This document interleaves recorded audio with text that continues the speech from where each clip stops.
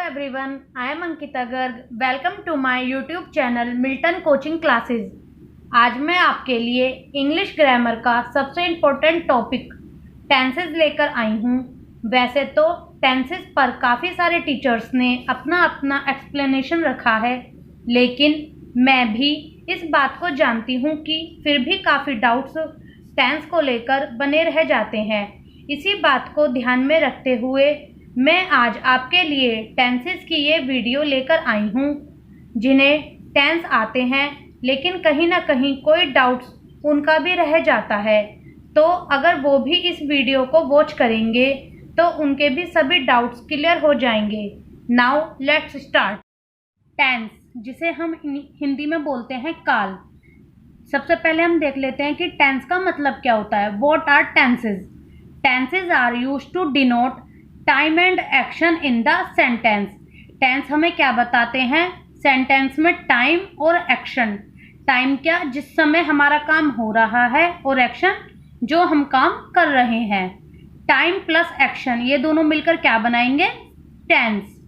Time, जिस समय हम काम कर रहे हैं वह क्या है? हमारा समय। और एक्शन, जो काम हम कर रहे हैं, काम। ये दोनों किसके पार्ट हैं? सेंटेंस के। अब देखिए, आपको इजी लैंग्वेज में समझाने के लिए मैंने टाइम और एक्शन को भी पार्ट्स में डिवाइड कर दिया है, ताकि आपको इजीली समझ में आ जाए। टाइम को हम 3 पार्ट्स में डिवाइड करेंगे: present, past and future. Present हो गया आपका वर्तमान, जो चीज हो रही हो, नाउ, अभी हो रहा हो। पास्ट को बोलते हैं हम भूत, जो बीत गया हो, बैक देन, या फिर जो हो चुका हो। फिर आता है आपका फ्यूचर, कमिंग टाइम, आने वाला समय, जो काम होने वाला हो। अब देखिए एक्शन के 4 पार्ट्स होते हैं: सिंपल या indefinite, continuous, perfect and perfect continuous. Simple या इंडेफिनेट को हम बोलते हैं सामान्य। ये ऐसा काम होता है, ऐसा एक्शन जो हो तो रहा है, कब तक हो रहा है, कब से हो रहा है, ये हमें नहीं पता होता। We have no idea about the duration on the length of the time, जिसमें हमें समय सीमा की कोई पता नहीं होता। फिर आता है आपका कंटिन्यूअस होता है लगातार, जो काम लगातार चल रहा हो। इसमें काम जो होता है आपका पूरा नहीं होता, अपूर्ण होता है। फिर आता है आपका परफेक्ट को बोलते हैं हम पूर्ण, जिसमें आपका काम 100% पूरा हो गया हो। फिर आता है आपका परफेक्ट कंटिन्यूअस, इसे बोलते हैं पूर्ण या निरंतर। ऐसा काम जो कुछ समय के लिए लगातार चल रहा था और उस समय में पूरा भी हो गया हो।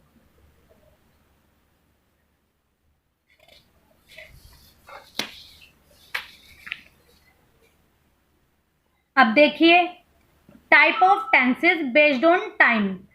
जो आपके टेंसेस जो होते हैं वो टाइम के बेस्ड पे कितने पार्ट्स में डिवाइड होते हैं? 3 पार्ट्स में डिवाइड होते हैं, जो कि आपने अभी पहले भी पढ़ा है मैंने आपको: प्रेजेंट, पास्ट एंड फ्यूचर। अगर हम इसमें टेंस और प्लस कर देंगे तो हमारा ये बन जाएगा present tense, past tense and future tense. Present tense को बोलेंगे हम वर्तमान काल, पास्ट टेंस को बोलेंगे हम भूतकाल, और फ्यूचर टेंस को बोलेंगे हम भविष्य काल। अब देखिए, type of tenses based on time and action. Time और एक्शन को अगर हम टेंसेस में प्लस करेंगे तो हमें टेंसेस के कितने पार्ट्स मिलेंगे? प्रेजेंट टेंस, पास्ट टेंस और फ्यूचर टेंस। प्रेजेंट टेंस क्या है आपका? है।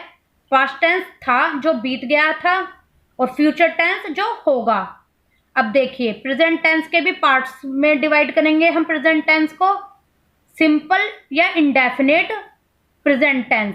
ये जो आपका सिंपल और इंडेफिनेट है, ये तो आपका हो गया एक्शन, जो कि मैंने आपको अभी पढ़ाया था, और प्रेजेंट टेंस हो गया आपका टाइम।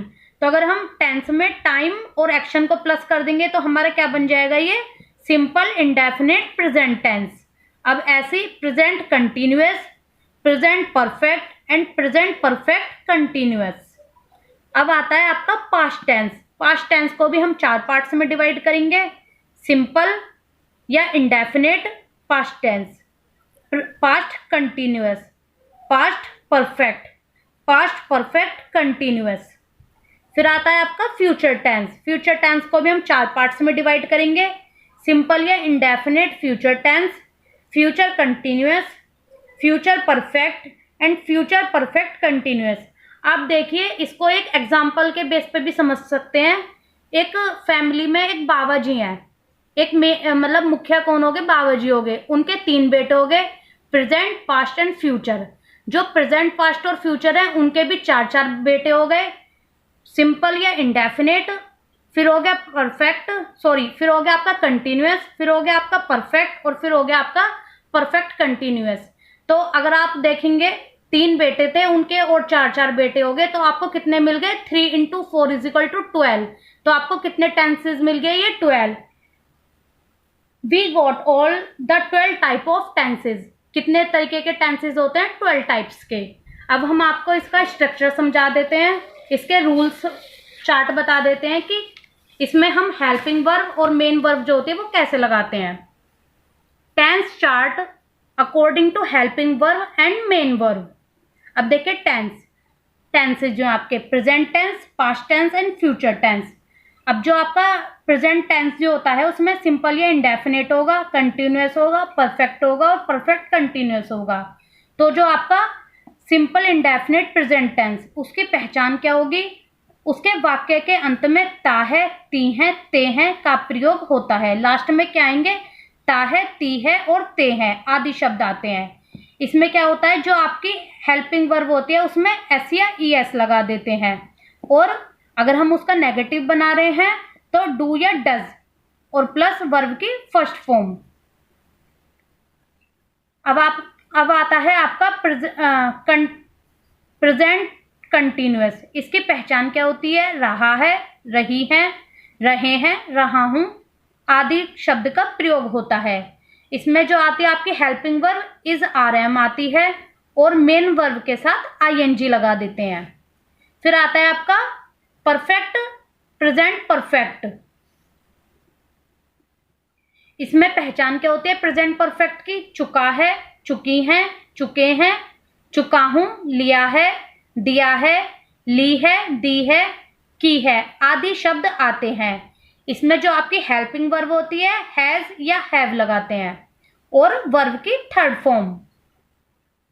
फिर होता है आपका प्रेजेंट परफेक्ट कंटिन्यूअस। इसकी पहचान क्या होती है, रहा है, रही है, रहे हैं, रहा हूं आदि शब्द प्रयोग होते हैं। जैसे कि आपका कंटिन्यूअस में है, रहा है, रही है, यही इसमें इसकी पहचान होती है। इसमें क्या होता है, हेल्पिंग वर्ब में has been, have been, main verb में आईएनजी और टाइम प्लस टाइम में सिंस या फॉर का यूज करते हैं। फिर आता है आपका पास्ट टेंस। पास्ट टेंस में सिंपल या इंडेफिनेट पास्ट टेंस। इसकी पहचान क्या होता है, गया, लिया, दिया, सोया, दी, ली आदि शब्द का प्रयोग होता है। इसमें क्या होता है, वर्ब की सेकंड फॉर्म होती है और जब हम इसका नेगेटिव बनाएंगे तो उसमें आएगा आपका डिड। नेगेटिव जो आपका इंटेरोगेटिव जो होता है, जो डिड उसमें स्टार्टिंग में आ जाता है, जो आपकी हेल्पिंग वर्ब होती है, और जो इसमें वर्ब की सेकंड फॉर्म की जगह वर्ब की फर्स्ट फॉर्म लगाते हैं जब हम इसका इंटेरोगेटिव बनाएंगे।